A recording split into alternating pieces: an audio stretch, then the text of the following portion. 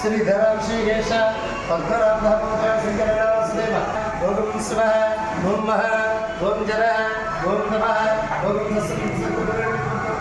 देवस्य धीमहि देवः प्रचोदयात्